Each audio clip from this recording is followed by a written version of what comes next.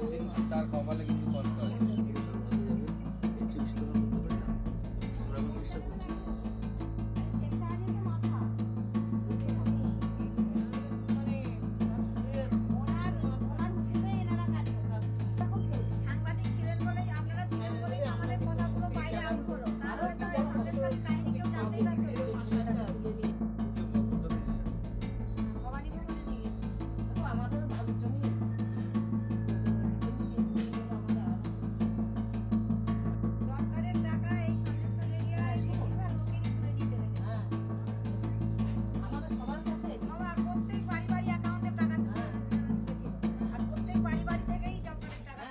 সন্দেশখালীর আনাচে কানাচে এখনো রয়ে গিয়েছে আতঙ্কের ছাপ। আর এই উত্তম সর্দার শিবু হাজরাদের অত্যাচারের কাহিনী শুনতে এই মুহূর্তে আমি এসে পৌঁছেছি সন্দেশখালীর সিংহপাড়ায়। আমার সঙ্গে রয়েছেন এখানকার এক গৃহবধূ মামনি সিংহ, যার বিরুদ্ধে এই মুহূর্তে অ্যাটেম্প্ট টু মার্ডারের কেস রয়েছে এবং ওয়ারেন্ট টু ইস্যু হয়েছে বলে জানা যাচ্ছে। আপনার বিরুদ্ধে অ্যাটেম্প্ট টু মার্ডার কেস রয়েছে? হ্যাঁ। কাকে খুন করার চেষ্টা করেছেন? আমি নাকি শিবু হাজরাকে আর উত্তম সর্দারকে খুন করতে গেছিলাম, যার জন্য আমাকে দিয়েছে অ্যাটেম্প্ট টু মার্ডারের কেস। শুনছি যে ওয়ারেন্ট বেরিয়ে গেছে, রাত্রে থাকতে পারি না বাড়িতে, এখানে ওখানে থাকি। কেসটা হলো কি করে সেটাই আমি বুঝতে পারছি না স্যার, কি করে যে হলো আমি সেটাই জানি না। কবে হয়েছিল কেসটা? কেসটা ওই যে গন্ডগোলটা হওয়ার দুদিন পরে হয়েছে। দুদিন পরে আমাকে আমার এই কাজ করতে থানায়, সেই আমাকে এসে দেখালো যে এরকম আপনার নামে এরকম বেরিয়েছে, কি করবেন বৌদি, এখান থেকে চলে যান। তো আমি ভয় পালাবো কেন? আমি তো কিছুদিন গন্ডগোলে ছিলেন? হ্যাঁ। আপনি কি গন্ডগোলের মধ্যে ছিলেন? না, ছিলাম না গন্ডগোল, আমি কোনো গন্ডগোলেই ছিলাম না। আমি বাড়িতেই থাকি। এমনি আমার শরীর প্রচন্ড খারাপ, বেশি কথা বললে দমের কষ্ট হয়, এরকম সমস্যা। হার্ট এত দুর্বল আমার, আমি ফাঁকায় লোকের মাঝে গেলে আমি থাকতে পারি না, অস্থির অস্থির মতন লাগে। উত্তম সর্দার বা তার অনুগামীরা আপনার বিরুদ্ধে অভিযোগ কেন করলো, খুনের চেষ্টার অভিযোগ? সেটাই আমি বুঝতে পারছি না। তো আমি তো তাদের দলের হয়েই কাজ করতাম। তাদের হয়ে কাজ করতে? উত্তম সর্দার, শিবু হাজরা, তাদের দল নিয়ে, তাদের গ্রামে যে কর্মীরা আছে, দল আছে, তারাই আমাকে নিয়ে বলতো যে মিটিং মিছিল এখানে ওখানে ডাকা। আপনি তৃণমূল কর্মী? হ্যাঁ, আমি তৃণমূল কর্মী। কি করতেন উত্তম সর্দারদের হয়ে? কি করতাম, আমি লোকজন বের করা, ডেকে বের করা, যে কথা বলা, যে আমি ডাকলে সবাই বেরোতো, এরকম আর কি একটা কাজ করতাম। যে বৌদি বললে তাহলে সবাই বেরোবে বাড়ির থেকে, তাই এরকমই আমি বাড়িতে বাড়িতে বললে আমার কথাও তারাও শুনতো, যে মিটিং আছে তাহলে যেতে হবে, আমার কথাও শুনতো তারা। আপনি উত্তম সর্দারদের হয়ে এই স্থানীয় স্তরে দলের কাজ করতেন? হ্যাঁ। তারপরও আপনার বিরুদ্ধে কেস? হ্যাঁ, সেটাই তো বুঝতে পারছি না যে কেন আমার নামে কেস দিল, কি কারণে, সেটাই আমি বুঝতে পারছি না। আপনারা কি উত্তম সর্দারদের বিরুদ্ধে প্রতিবাদ করেছিলেন? প্রতিবাদ করা অন্যায়টা তো অন্যায়।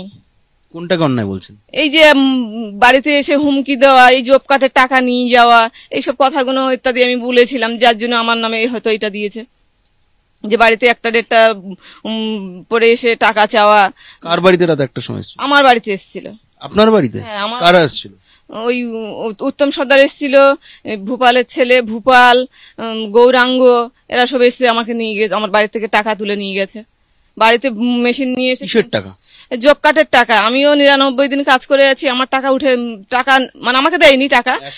হ্যাঁ হ্যাঁ, 100 দিনের প্রকল্প, তা আমাকে টাকা দেয়নি, অথচ ওরা টাকা মানছে, টাকাটা নাকি ওদেরকে তুলে দিতে হবে।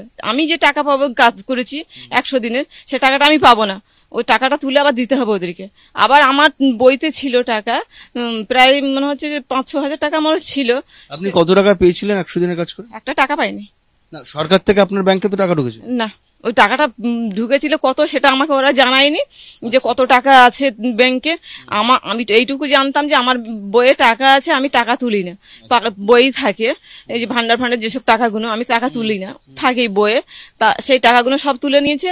আবার বললো যে না, পরে গিয়ে আমি বললাম আমার অত্যন্ত শরীর খারাপ, আমি গিয়ে বললাম যে আমাকে কিছু টাকা আপাতত দাও। তখন বললো না, এবার মারলে তখন তোমাকে টাকাটা ওর থেকে পূরণ করে দেবো, আমাকে এই কথা বলা হয়েছে। আপনার কি হয়েছে, কি শরীর খারাপ? আমার এমনি দমের কষ্ট হয়, হার্ট দুর্বল প্রচন্ড, আর বিপি হাই, প্রচন্ড হার্ট দুর্বল। হ্যাঁ হ্যাঁ। কিন্তু আপনার বাড়িতে এসে টাকা কিভাবে তুললো ওরা?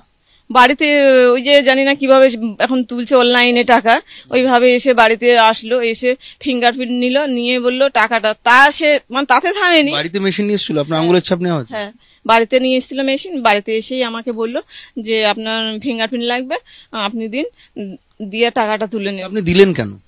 আমি দেবো না, তখন ভয় দেখাচ্ছে তো। কি ভয় টাকা দেবে না, কি মনে করেছো তোমাদের ঘরের লোককে তুলে নিয়ে গিয়ে পেটাবো? টাকা দেবে না। এটা কে বলছিল? ওই উত্তম সর্দার বলছে, গৌরাঙ্গ, ভূপালের ছেলে, এরা বলছে, পীযূষ। আপনি তো দলের হয়ে কাজ করেন, তারই অনুগামী, তার হয়ে তো দলের দেখভাল করেন এই আপনার স্থানীয় স্তরে, তারপরে আপনি কেন আপনি শিকার হলেন তাদের রোষের শিকার? কি আক্রোশ আমি সেটাই বুঝতে পারছি না। দল হয়তো আমাকেই ওরা ফাঁসাতে চাইছে, আমি তো সেটা বুঝতে পারছি না। হয়তো আমাকেই ফাঁসাতে চাইছিল এইভাবে করে, ওদের হয়তো এইটাই মতলব ছিল যে এইভাবে ওকে ফাঁসাই। যে দল এতদিন করে আসলেন সেই দলনেত্রীর প্রতি আপনি কি বলতে চান? কি বলতে চাই, এর থেকে আমাকে যা পুরস্কার দিয়েছে এর থেকে আমি কি বলতে চাই, কোথায় কি বলবো? আমার কাছে কথা হচ্ছে এই যে বাচ্চা দুটো ছোট ছোট আমার বাচ্চা, এখনো 15 বছর হয়নি তাদের, তাহলে আমি সেই বাচ্চাগুলো নিয়ে মাঠে ঘাটে কাটাচ্ছি, তারা যেন এমন শাস্তি পায় যেন আমার থেকে যেন অনেক খারাপ অবস্থা তাদের হয়, অনেক খারাপ অবস্থা হয়। আমি রাতের পর রাতে ঘুমোতে পারি না, আর রাত্রে স্বামী সন্তান নিয়ে মাঠে ঘাটে হয়ে বেড়াই। এরকম অবস্থা বাড়িতে থাকলে এই আসবে তুলতে, ইয়ে করবে, এইভাবে আমাকে জানাচ্ছে, মানে এসে এসে একজন বলে আছে তুমি রাত্রে, ও পাড়ার লোকজন আসে গল্প করছে যে এই তোদের 3 জনাকে তুলতে আসবে, বাড়িতে থাকিস না। হ্যাঁ, পুলিশ তুলতে আসবে, এইসব কথা হচ্ছে, কিন্তু আমি বাড়িতে থাকতে পারছি না তো। আর ওই দুটো ছোট বাচ্চা নিয়ে আমি কোথায় যাবো? হ্যাঁ, দুটো ছেলে আছে ছোট। আপনি নিজে শাসক দল করে নিজেই আতঙ্কিত, গ্রামে থাকতে পারছেন না? জানি না কেন, কিসের জন্য করছে আমার প্রতি এরকম, আমি সেটাই বলতে পারছি না, বুঝতেও পারছি না। কখনো আর আক্রমণের শিকার হয়েছেন এর মধ্যে? কখনো, আমি তো থাকি না বাড়িতে, হয়তো এটাও জেনে গেছে ও থাকে না বাড়িতে, ওই জন্য আমার ঘরে কোনো আক্রমণ করছে না। হয়তো জানলে যে আমি বাড়িতে আছি হয়তো আক্রমণ করতো, আমি জেনে গেছে হয়তো ও থাকেই না বাড়িতে, সন্ধ্যা হলেই চলে যায় কোথাও, ওই জন্য আমার বাড়িতে কেউ আসে না। পুলিশের থেকে কোনো সহযোগিতা পাচ্ছেন? না, পুলিশের থেকে আমি কোনো সহযোগিতা পাইনি। আর মানে পুলিশকে কি বলবো, পুলিশরাই তো করছে নাকি শুনছি এইসব কাজ, আমি তো বাড়িতে থাকি না, পুলিশরাই নাকি এইসব করছে, পুলিশের ভেসে আসছে সব, পুলিশরাই নাকি ঘরে বসে পাহারা দিচ্ছে, তারাই নাকি এরকম করছে। তো কার উপরে আমি ভরসা করবো, আর কার ভরসায় আমি বাড়িতে বসে থাকবো এই দুটো বাচ্চা নিয়ে? আমার স্বামী তো এখানে থাকে না, বাইরে থাকে। আমরা এতদিন ধরে আপনাদের সন্দেশখালী গ্রামে রয়েছি, খবর করছি, সকলে দেখছি গ্রামবাসীরা মুখ ঢেকে তারা আমাদের ক্যামেরার সামনে আসছে না, তারা আতঙ্কিত। আপনি দেখছি এখনো মুখ খুলে কথা বলছেন, ক্যামেরার সামনে মুখ দেখাচ্ছেন, আপনারা ভয় করছেন? আছি বলে মুখ খুলে কথা বলছি, আমি এখনো সত্যর পথেই আছি, আমি কোনো মিথ্যা আচার করছি না। দিদি বলছে ওখানে থেকে যে আমরা বহিরাগত, অনেকে বলছে যে আমরা কথা বলে ক্যামেরার সামনে মুখ ঢাকা দিয়ে বলছে বহিরাগত, কিন্তু না, এটা সত্যি আমি এক দোল করতাম, দিদির হয়েই করতাম, আর এখনো করি, আর দিদিকেও ভালোবাসি। দিদি যদি এসে দেখেন, এখানে আসুক, দেখুক যে পরিস্থিতিটা কি। আমি দোল করতে গিয়ে আমি কোথায় ফাঁসলাম আজকে, কোথায় কোথায় আমার ঠাঁই হলো, কোথায় আমি আছি, সেটা দিদি এসে দেখুক। দিদি আসছেন না কেন এখানে? দিদি আসুক, দেখুক যে পরিস্থিতিতে কোন অবস্থায় আমি আছি। তিনি তো বহিরাগত বলে আক্রমণ করেছেন, তারা বিজেপির সমর্থক বলে আক্রমণ করেছেন। আপনি কি বিজেপি করেন? আপনি তো বলছেন তৃণমূল করেন। না, আমি বিজেপি করি না, আমি তৃণমূলই করি। তাহলে আপনাদেরকে কি বিজেপি বলা হচ্ছে? হ্যাঁ, কিন্তু আমাকে কেউ উস্কাতেও আসেনি, কেউ কোনো মানে অভিযোগও করেনি আমার ইয়েতে, কেউ বলতেও আসেনি আমাকে, জানে ওর হাড় দুর্বল, ও কোনো কথা বললেও ও জানে ওকে বলা যাবে না, হট করে হার্ট অ্যাটাক হয়ে যেতে পারে, এরকম মানে বলতে আসে না আমাকে। কিন্তু কিছু কিছু মানুষ আছে। আপনার উপর যেগুলো হয়েছে, আপনি অভিযোগ করছেন, রাত 1টা-2টার সময় আপনাকে শাসিয়ে টাকা নিয়ে যাওয়া হয়েছে, পুলিশের কাছে অভিযোগ দায়ের করেননি? পুলিশের কাছে কোথায় যাবো, পুলিশ তো পাঠিয়ে দিতে শিবু হাজরা, উত্তম সর্দার কাছে। তারপরও আপনি কি লিখিত অভিযোগ দায়ের করেছিলেন কখনো? না, কোনোদিন করিনি। আমি তো জানি আমার দল আছে, দল যা সিদ্ধান্ত নেবে সেটাই আমি মেনে নেবো, এরকম আমার মানে ইয়ে ছিল। দলের কাছে যখন আপনি সুবিচার পাননি, পুলিশের দ্বারস্থ কেন হননি? না, পুলিশের কাছে একটা বিচার নিয়ে গেছিলাম, পুলিশ কোনো সাহায্য করেনি বলে আমরা যাইনি, পুলিশের কাছে যাই না। মানে আপনি আর বিশ্বাসই করতে পারেননি? করতে পারিনি, পুলিশের কাছে আর বিশ্বাস করতে পারছি না পুলিশদেরকে। মামনি সিংহ, তিনি সন্দেশখালীর বাসিন্দা এবং খুব বেশি দূর নয় তার বাড়ি সন্দেশখালী থানা থেকে। তার যেটা অভিযোগ, তিনি প্রথম দিন থেকে শাসক দলের সমর্থক, শুধু সমর্থক না, তিনি সক্রিয় কর্মী, তিনি এলাকায় শাসক দলের হয়ে কাজ করেন এবং অবশ্যই উত্তম সর্দারের একজন অনুগামীও বটে।